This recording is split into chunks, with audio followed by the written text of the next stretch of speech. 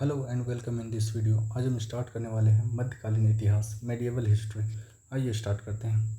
इसमें हम एसएससी के जितने भी पुराने क्वेश्चन हैं, मेनली जो भी टीसीएस के द्वारा पूछा गया है, उन क्वेश्चन को हम डिस्कस करने वाले हैं। तो हमको पता है कि मध्यकालीन इतिहास में सबसे इंपॉर्टेंट टॉपिक जो है यह है दिल्ली सल्तनत। दिल्ली सल्तनत का पहला क्वेश्चन तो इससे यही बनेगा कि दिल्ली सल्तनत का स्थापना कब हुआ है। तो ये हुआ 1206 में।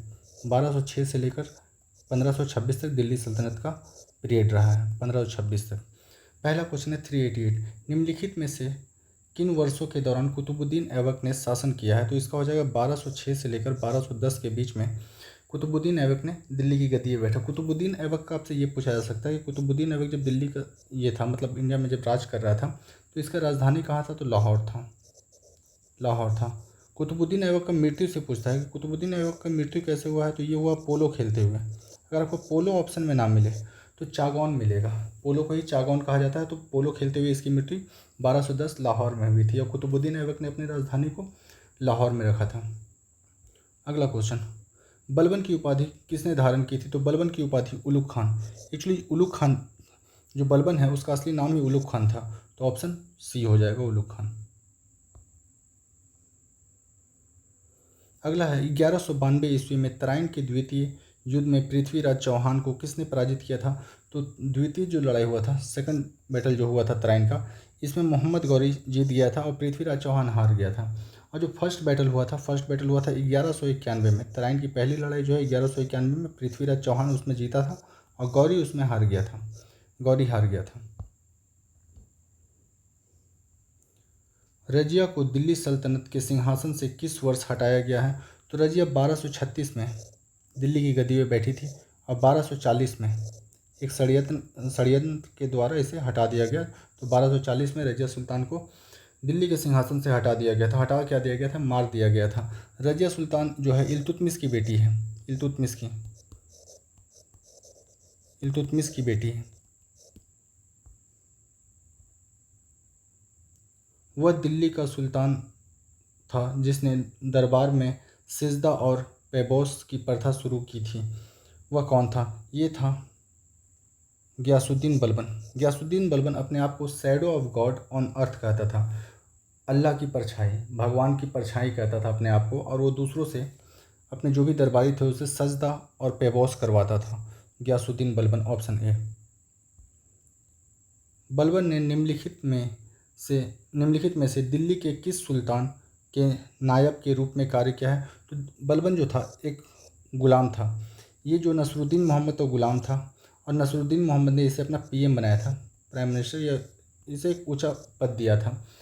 और जो बलबन है ये नसरुद्दीन मोहम्मद का क्या हो गया, गुलाम भी हो गया और ये इसको बाद में प्राइम मिनिस्टर बना दिया था अपना। किसने बदायूं पर कब्जा करके इल्तुतमिश को वहाँ के पहले मुस्लिम गवर्नर के रूप में नियुक्त किया।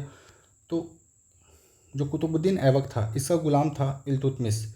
कुतुबुद्दीन ऐबक ने बदायूं को जीता और अपने गुलाम इल्तुतमिश को बदायूं का पहला मुस्लिम गवर्नर बनाया।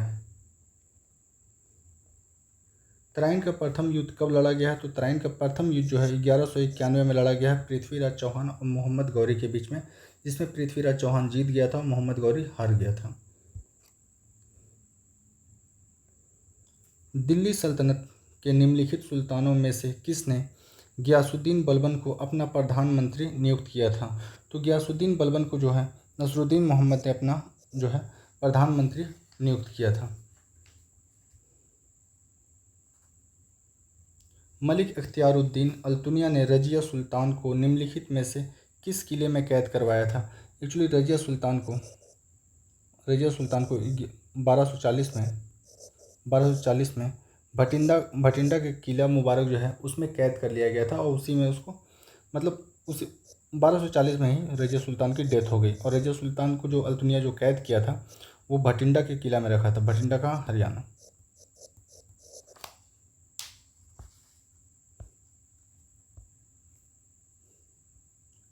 निम्नलिखित में से कौन सा कथन गलत है। कुतुबुद्दीन ऐबक ने दिल्ली पर 1206 से लेकर 1210 तक शासन किया। एकदम सही है, ये एकदम सही है। ऑप्शन बी देखते हैं, दिल्ली सुल्तानों के समय अरबी प्रशासनिक कामकाज की भाषा थी। नहीं, अरबी नहीं होगा, ये होगा फारसी। ये फारसी थी दिल्ली सल्तनत का। तीसरा ऑप्शन को देखते हैं, दिल्ली पहले तोमर राजपूतों के अधीन एक राज्य की राजधानी बनी। हाँ, तोमर जो राजपूत थे वो दिल्ली पर राज करते थे। आपसे ये भी पूछा जा सकता है कि दिल्ली का स्थापना किसने किया है, तो ये हो जाएगा अंगपाल टू। दिल्ली का स्थापना किसने किया, अंगपाल टू। चौथा ऑप्शन है, दिल्ली में ढाले गए सिक्कों को देहली वाल कहा जाता है। ये आप याद कर सकते हैं कि दिल्ली में जो भी कॉइन ढाला गया है, सिक्का ढाला गया, उसको क्या कहते हैं, देहली वाल। तो कौन सा मेरा हो जाएगा ऑप्शन बी हो जाएगा। दिल्ली सल्तनत के समय अरबी नहीं थी, पारसी थी कामकाज का भाषा। रजिया पहली महिला मुस्लिम शासक भारत के किस टर्किश शासक की बेटी थी, तो ये हो जाएगा इल्तुतमिश। रजिया सुल्तान जो है इल्तुतमिश की बेटी थी। भारत में मामलुक राजवंश का स्थापना किसने किया है, एक्चुअली जो गुलाम वंश है ना उसी को बोलते हैं मामलुक, गुलाम वंश, स्लेव वंश जो है उसी को बोलते हैं मामलुक। और मामलुक वंश का स्थापना किसने किया, कुतुबुद्दीन ऐबक। कब, 1206 में। 1206 से लेकर ये जो मामलुक वंश है 1206 से लेकर 1290 तक जो है 1290 तक ये राज किया।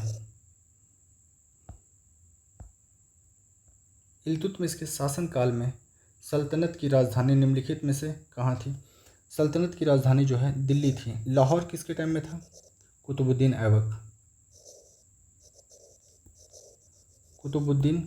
ऐबक के टाइम में लाहौर था राजधानी। और उसके बाद दिल्ली की गद्दी पर उसका कुतुबुद्दीन ऐबक का गुलाम इल्तुतमिश बैठा और उसने अपनी राजधानी को दिल्ली शिफ्ट कर लिया। डैश के बीच का समय भारतीय इतिहास में दिल्ली सल्तनत के काल के रूप में जाना जाता है। आज का वीडियो स्टार्ट होने के टाइम में हम लोग इस बात का जिक्र किए हैं कि 1206 से लेकर 1526 तक का जो काल समय है इसी को हम लोग बोलते हैं दिल्ली सल्तनत का काल।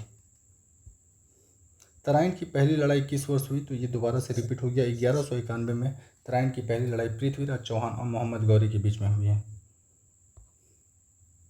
दिल्ली सल्तनत के अधीन प्रशासन की भाषा क्या थी, तो ये फारसी थी। दिल्ली सल्तनत पीरियड में प्रशासन की भाषा जो थी ये फारसी थी। निम्नलिखित में से किस वर्ष में दिल्ली सल्तनत की स्थापना की गई थी, तो दिल्ली सल्तनत की स्थापना 1206 में ऐबक ने किया था, कुतुबुद्दीन ऐबक।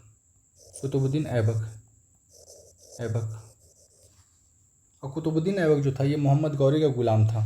कुतुबुद्दीन ऐबक मोहम्मद गौरी का गुलाम। गुलाम वंश के शासक गयासुद्दीन बलबन ने डैश की उपाधि धारण की थी, तो अभी हम लोग बात किए जल्ले इलाही, भगवान की छाया, shadow of God on earth. ठीक है, जल्ले इलाही की टाइटल लिया था। चंगेज खां के नेतृत्व में मंगोलों ने किस वर्ष उत्तर पूर्वी ईरान के ट्रांसओशियाना पर आक्रमण किया था, तो 1219 में। जो मंगोल हैं चंगेज खां के नेतृत्व में 1219 में ईरान के ट्रांसओशियाना पर आक्रमण किया था। 1219 यहाँ से स्टार्ट होता है खिलजी राजवंश। ये जो खिलजी राजवंश है ये 1290 से लेकर 1320 तक दिल्ली का गद्दी पर बैठा था, गद्दी पर राज किया। इसमें है माल की पर्याप्त आपूर्ति सुनिश्चित करने हेतु अलाउद्दीन खिलजी के अधीन किस अधिकारी के लिए व्यापारियों का रजिस्टर बनाए रखना आवश्यक था, तो ये हो जाएगा ऑप्शन डी, सहनाई मंडी। एक्चुअली ये सहनाई मंडी जो है ये एक पोस्ट है। इसमें जो आदमी होता था ये क्या करता था कि मार्केट में जो भी सामान है वो प्रचुर मात्रा में सफिशिएंट अमाउंट में है कि नहीं ये चेक करता था। और दूसरा जो वेट होता है जिसको हम लोग हिंदी में बटखारा बोलते हैं, बटखारों को ये देखता था कि किसी भी तरह का यहाँ पर जालसाजी तो नहीं हो रहा, तो इसको कहते हैं सहनाई मंडी, ऑप्शन डी। जाफर खान दिल्ली सल्तनत के निम्नलिखित में से किस शासक का प्रसिद्ध सेनापति था, तो जो जाफर खान है ये था अलाउद्दीन खिलजी का सेनापति। एक्चुअली भारत में मंगोलों ने 6 बार आक्रमण किया है और सबसे ज़्यादा बार आपसे पूछा जाएगा कि मंगोलों ने सबसे ज़्यादा बार आक्रमण किसके शासनकाल में किया है, तो ये अलाउद्दीन खिलजी के शासनकाल में किया है 4 बार। और चारों बार अलाउद्दीन खिलजी इसमें जीता है। और अलाउद्दीन खिलजी का जो सेनापति था वो था जाफर खान इसलिए बहुत महत्वपूर्ण हो जाता है। जाफर खान जो था अलाउद्दीन खिलजी का मुख्य सेनापति था। दक्षिण भारत में सैन्य अभियान शुरू करने वाला दिल्ली सल्तनत का पहला सुल्तान कौन था? तो ये हो जाएगा अलाउद्दीन खिलजी। अलाउद्दीन खिलजी, आपसे ऐसे भी पूछा जा सकता है पहला मुस्लिम शासक कौन था जिसने साउथ इंडिया पर आक्रमण किया है? तो वो हो जाएगा अलाउद्दीन खिलजी ने। अलाउद्दीन खिलजी जो साउथ पे आक्रमण किया है, इसमें सबसे पहले देवगिरी का जो देवगिरी में एक यादव वंश राज करता था, उस यादव वंश को ही हराया था अलाउद्दीन खिलजी ने।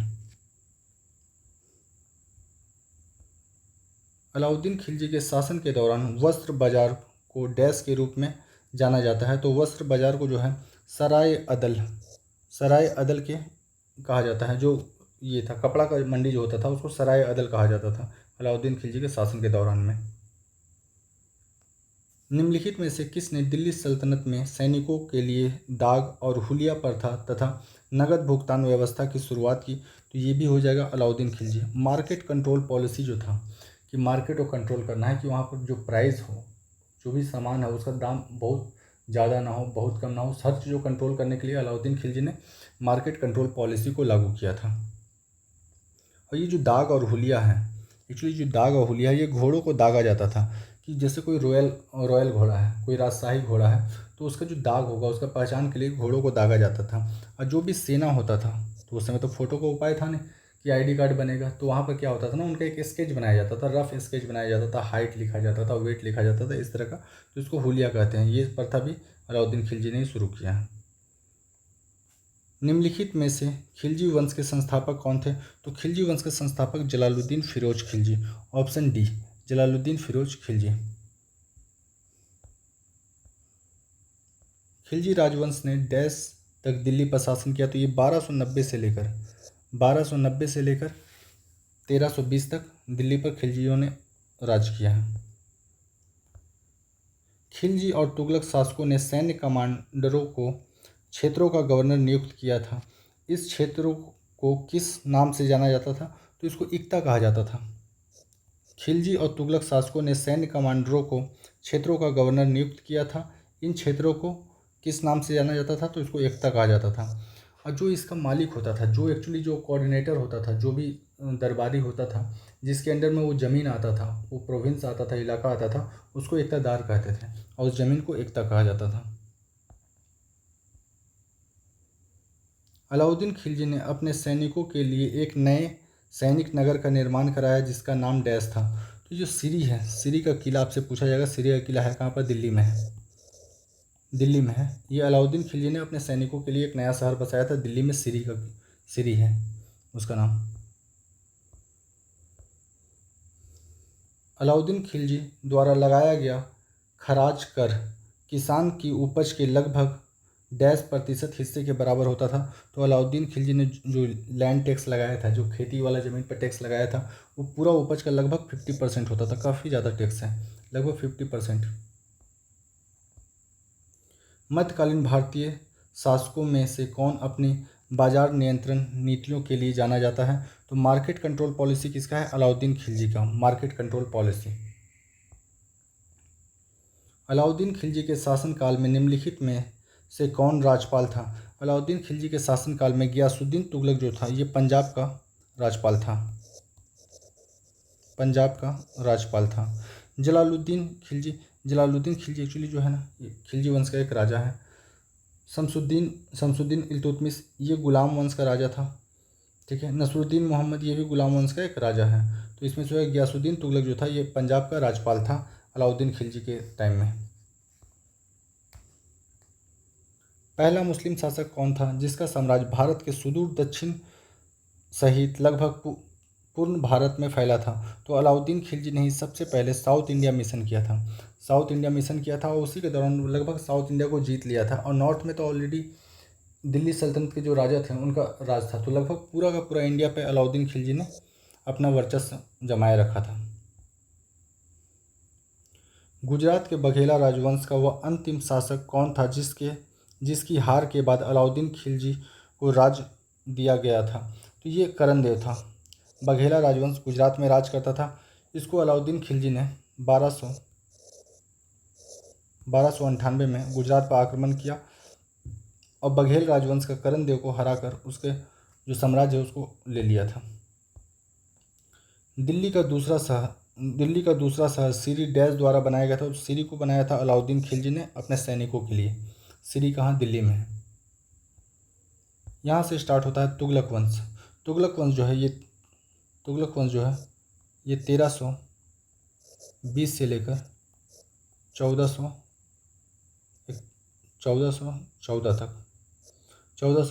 तक है। ठीक है, ये तुगलक वंश। आपसे ये पूछा जाएगा तुगलक वंश का संस्थापक कौन है, तो ये हो जाएगा गियासुद्दीन तुगलक। गियासुद्दीन तुगलक। क्वेश्चन है, मोहम्मद बिन तुगलक ने चांदी के सिक्कों के स्थान पर डैश नामक तांबे का सिक्का चलाया था। तो ये जो है जीतल नाम का जो मोहम्मद बिन तुगलक नया सिक्का चलाया था चांदी का सिक्का को रिप्लेस करके, उसका नाम था जीतल। मोहम्मद बिन तुगलक ने अपनी राजधानी दिल्ली से कहाँ स्थानांतरित किया था, तो ये दौलताबाद है कहाँ पर? महाराष्ट्र में है दौलताबाद। और मोहम्मद बिन तुगलक ने अपनी राजधानी को दिल्ली से दौलताबाद शिफ्ट किया था। मोहम्मद बिन तुगलक ने निम्नलिखित विदेशी यात्रियों में से किसे राज सेवा में नियुक्त किया था, तो ये हो जाएगा इब्न बतूता। इब्न बतूता जो है ये मोरक्को से आया था भारत। मोरक्को एक अफ्रीकन कंट्री है। आपसे ये पूछा जाएगा कि इब्न बतूता जो भारत में आया, तो भारत के बारे में जिस बुक में लिखा था उसका नाम क्या है, तो रिहाला।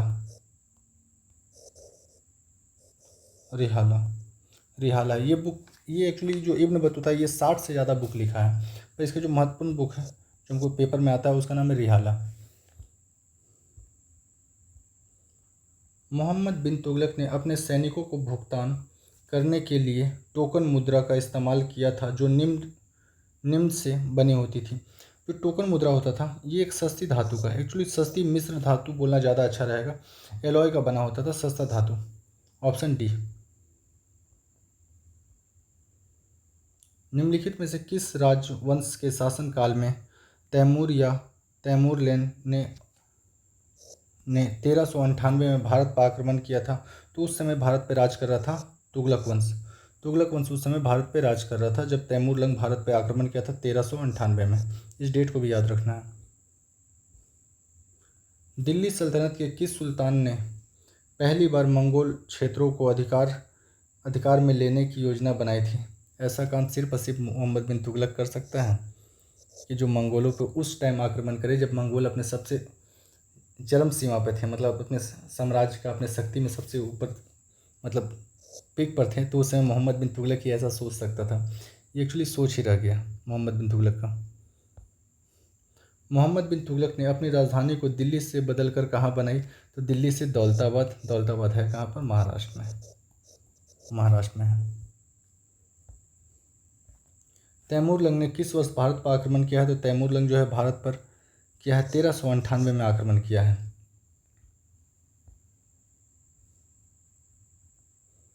निम्नलिखित में से कौन सा कालक्रम अनुसार तुगलक वंश के शासकों का सही क्रम है जिसने वर्ष 1320 से 1414 तक दिल्ली पर शासन किया? तो तुगलक वंश का जो पहला राजा है उसका नाम है गियासुद्दीन तुगलक, दूसरा राजा का नाम है मोहम्मद बिन तुगलक, तीसरा राजा का नाम है फिरोज शाह तुगलक, चौथा राजा का नाम है गियासुद्दीन, और जो आखिरी राजा है उसका नाम है नसरुद्दीन मोहम्मद। तो देख लेते हैं कौन सा इसमें होगा। सबसे पहला होगा गियासुद्दीन, जो कि ऑप्शन बी और ऑप्शन डी में है। गियासुद्दीन तुगलक के बाद आएगा मोहम्मद बिन तुगलक, तो ऑप्शन डी हो जाएगा, डी।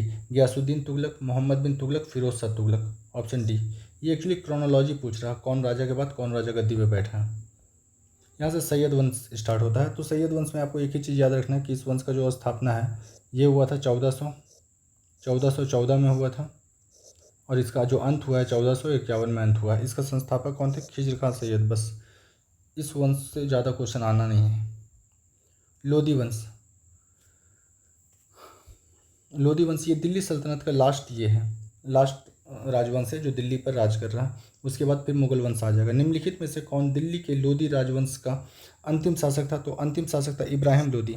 एक्चुअली जो लोधी डायनेस्टी है ये 1526 में ख़त्म होता है first battle of Panipat.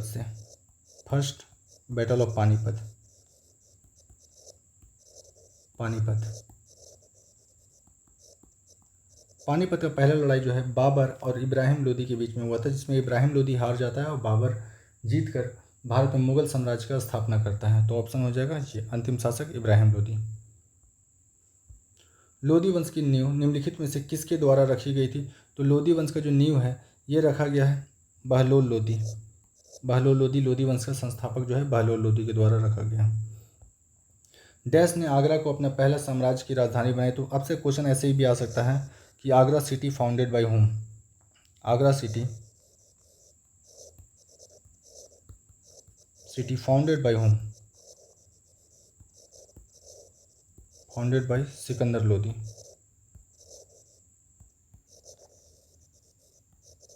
Sikandar Lodi जिसने आगरा शहर को बसाया है वही आगरा को अपना पहला राजधानी बनाएगा, सिकंदर लोदी।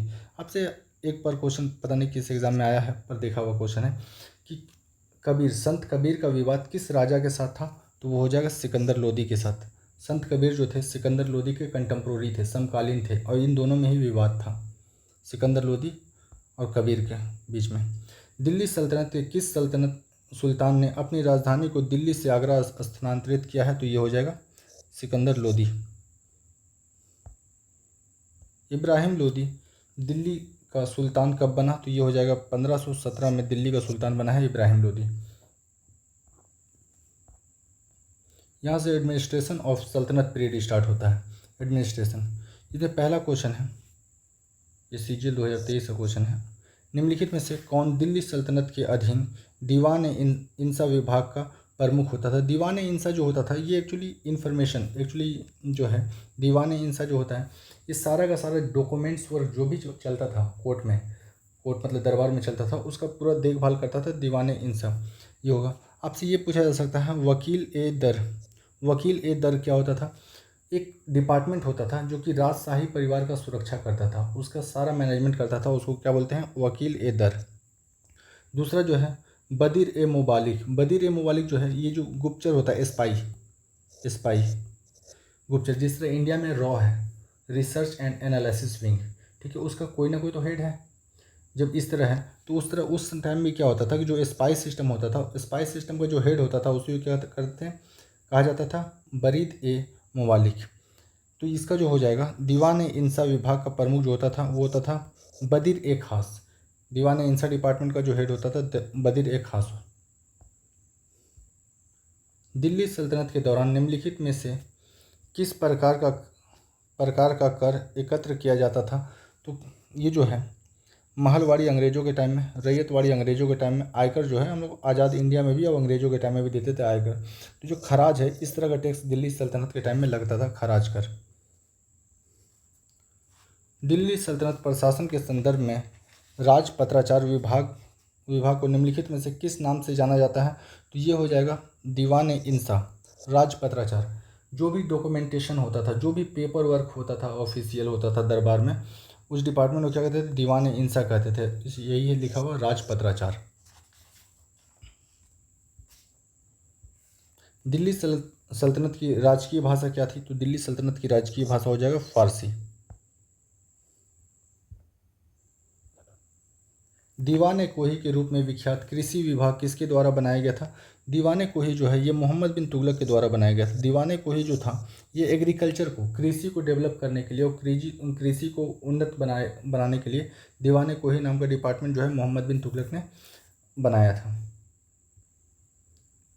निम्नलिखित तुगलक राजवंश के किस सुल्तान ने चांदी के सिक्के के स्थान पर तांबे का सिक्का चलाया था? तो ये हो जाएगा तांबा का सिक्का चलाने वाला मोहम्मद बिन तुगलक। इसको टोकन करेंसी भी कई बार लिखा हुआ आएगा कि टोकन करेंसी किसने चलाया था? तो ये हो जाएगा मोहम्मद बिन तुगलक। दिल्ली सल्तनत में राज्य और प्रशासन के संदर्भ में भुक्ति शब्द का क्या अर्थ होता है? भुक्ति शब्द का अर्थ भी होता है एकता। एक्चुअली जो बड़ा बड़ा दरबारी होता था उसको ज़मीन अलॉट किया जाता था सरकार की तरफ से। सरकार मतलब उस समय के जो राजा होते थे उसके थ्रू ज़मीन अलॉट किया जाता था। तो इसी ज़मीन को क्या कहते हैं? इक्ता कहते हैं। और जो उस ज़मीन का जो मालिकाना हक जिसको दिया जाता था उसको इक्तादार कहते हैं। तो क्या हो जाएगा? Option C, भुक्ति। दिल्ली के इल्तुतमिश के शासनकाल के दौरान विशेष गुलामों को सैन्य सेवा के लिए खरीदा जाता था। जिन्हें डैश के नाम से जाना जाता था, तो इन्हें बंदगान के नाम से, जो भी गुलाम होते थे उस समय इंसानों का खरीद फरोख्त होता था, तो जो भी लोग होते थे, जो भी ये क्या बोलते हैं, जो भी गुलाम होते थे जो शारीरिक तौर पे बहुत मजबूत होते थे, उनको खरीद कर सेना में भर्ती किया जाता था, तो उसी को बोलते थे बंदगान कहा जाता था। इल्तुतमिश के टाइम में ये स्टार्ट हुआ। आर्किटेक्चर ऑफ सल्तनत पीरियड। निम्नलिखित में से किस शहर में कुवात उल इस्लाम मस्जिद है? तो कुवात उल इस्लाम मस्जिद जो है ये दिल्ली में। आपसे ये पूछा जाएगा कुवात उल इस्लाम मस्जिद को बनाया किसने, तो ये हो जाएगा कुतुबुद्दीन ऐबक। कुतुबुद्दीन ऐबक, जो कि दिल्ली सल्तनत का पहला राजा भी था। कुवात उल इस्लाम मस्जिद।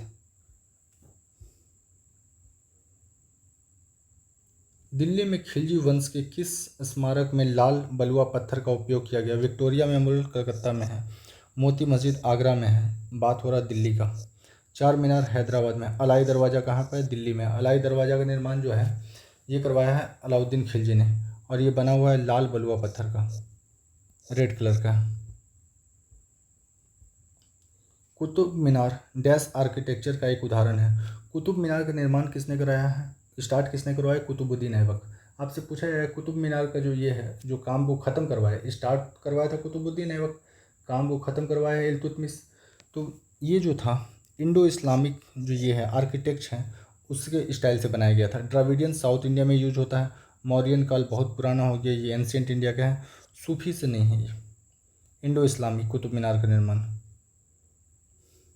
हरियाणा राज्य में रजिया सुल्तान का मकबरा किस निर्माण सामग्री से कराया गया है? तो रजिया सुल्तान का जो मकबरा है ये है पकी हुई ईंटों से कराया गया। आपसे ये पूछा जाएगा रजिया सुल्तान का जो ये है क्या बोलते हैं कब्र है, ये कब्र कहाँ पर है? तो ये कैथल में है। कैथल एक्चुअली हरियाणा में है, कैथल हरियाणा में है, कैथल हरियाणा में है। और रजिया सुल्तान का कब्र यहीं पर है, जो कि पकी हुई ईंट से बना है। निम्नलिखित में से कौन सा स्मारक खिलजी राजवंश द्वारा बनाया गया है? खिलजी राजवंश अलाई दरवाज़ा अलाउद्दीन खिलजी ने बनवाया है। ऑप्शन सी हो जाएगा, अलाई दरवाज़ा अलाउद्दीन खिलजी ने बनवाया है, दिल्ली में है ये। कुतुब मीनार के 5वें तल्ले का निर्माण निम्नलिखित में से किसके शासनकाल के दौरान किया गया था? आपको कुतुब मीनार से ना कुछ चीज़ याद रखना है। कुतुब मीनार का जो लंबाई है वो 73 मीटर है, ये 73 मीटर है। कुतुबुद्दीन ऐबक ने इसका निर्माण कराया है। ऐबक ने इसका निर्माण को स्टार्ट करवाया है। आपसे बोला जाएगा कंप्लीट किसने करवाया है, तो ये हो जाएगा इल्तुतमिश हो जाएगा। आपसे अगर ये पूछा जाए कि 5वां फ्लोर, या आपसे ऐसे भी क्वेश्चन बन सकता है कि मरम्मत किसने करवाया कुतुब मीनार का, बाद में मरम्मत किसने करवाया, तो ये हो जाएगा फिरोज शाह तुगलक। फिरोज शाह तुगलक। एक्चुअली क्या हुआ था ना, 5 फ्लोर का है कुतुब मीनार, 5 फ्लोर का, तो उस दौरान बिजली गिर गया था और 5वां फ्लोर डैमेज हो गया था।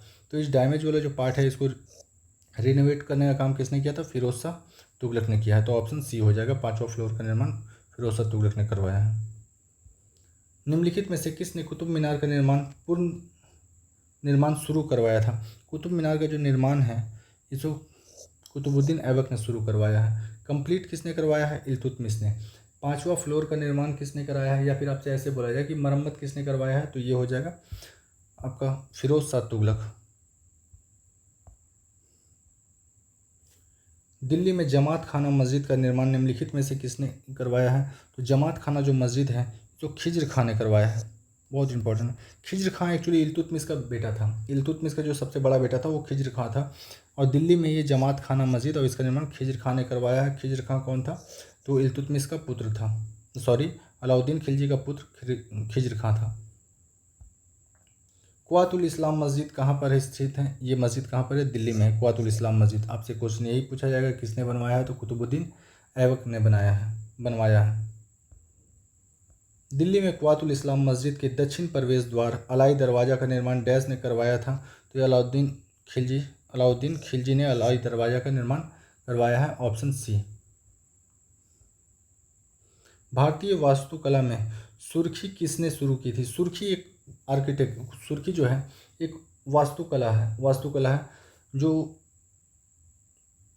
सल्तनत पीरियड में स्टार्ट हुआ था। सल्तनत पीरियड में ये है क्या, सुर्खी जो है ये एक तरह का वास्तुकला है, एक तरह वास्तुकला एक बिल्डिंग बनाने का या फिर मतलब कंस्ट्रक्शन करने का एक टाइप है। ये सल्तनत पीरियड में भारत में स्टार्ट हुआ था सुर्खी।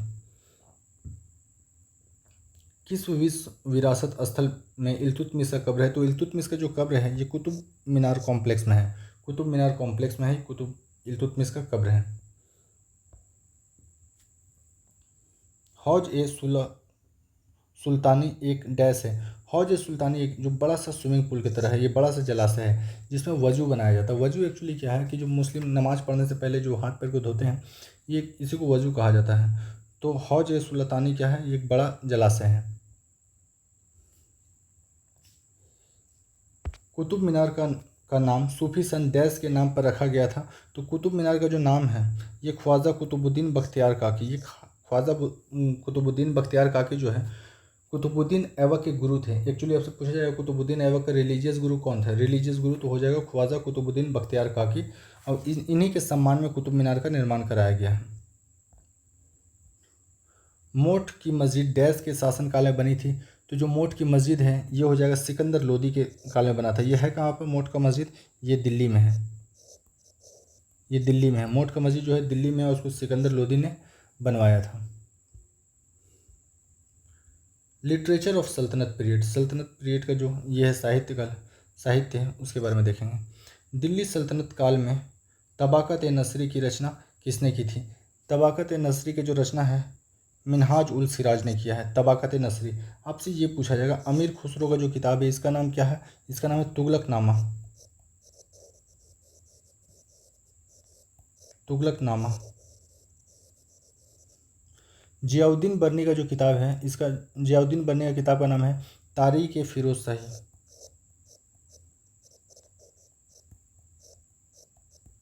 तारीख़ ए फ़िरोज़ शाही। तारीख़ हसन नज़मी का जो किताब है, हसन नज़मी का किताब का नाम है ताजुल मसीर। ताजुल मसीर हसन नज़मी का जो किताब है ताजुल मसीर। तारीख़ ए फ़िरोज़ शाही के लेखक कौन है? तो ये हो जाएगा तारीख़ ए फ़िरोज़ शाही के लेखक जियाउद्दीन बर्नी। अभी हम लोग ऊपर में देख चुके हैं। जौहर की घटना का उल्लेख फारसी भाषा में सबसे पहले किसने किया था? तो अमीर खुसरो। इसको पैरोट ऑफ इंडिया भी कहा जाता है, अमीर खुसरो। अमीर खुसरो का जो किताब है उसका नाम आप याद रखिए, तुगलकनामा। ठीक है। और जौहर का जो घटना है, जौहर एक्चुअली होता क्या है, जब राजपूतों को ऐसा लगता था कि वो किसी लड़ाई में हार रहे हैं तो राजपूत महिलाएं क्या करती थी कि जब उनको लगता था कि हार निश्चित हो गया है कि अब जीत नहीं सकते, तो जो है जो आक्रमणकारियों के हाथ में ना आ जाए उनकी महिलाएं, तो वो महिला अपने आप को अग्निकुंड में ये कूद जाती थी और अपना प्राण को त्याग देती थी। तो यही जौहर है, इसी को जौहर कहा जाता था।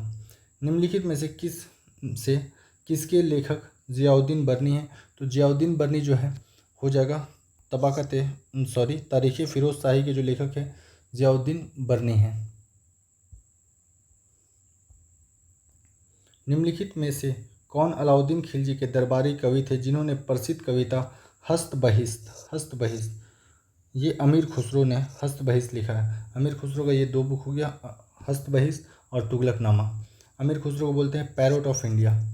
पैरोट ऑफ इंडिया भी इनको कहा जाता है। भारत को तोता के नाम से किन्हें जाना जाता है? तो अमीर खुसरो को भारत का तोता के नाम से जाना जाता है। इनका अगर आपसे असली नाम पूछा ना कि इनका असली नाम क्या है, तो इनका नाम है अबुल हसन। असली नाम जो है अबुल हसन। तानसेन का असली नाम जो है राम तानु पांडे। राम तानु पांडे। इब्न बतूता का इब्न बतूता है और जियाउद्दीन बर्नी का जियाउद्दीन बर्नी है। Thank you for watching this. Like share and support. अगर आपको मेरा काम पसंद आता है ना तो आप मुझे सपोर्ट कर सकते हैं। Thank you.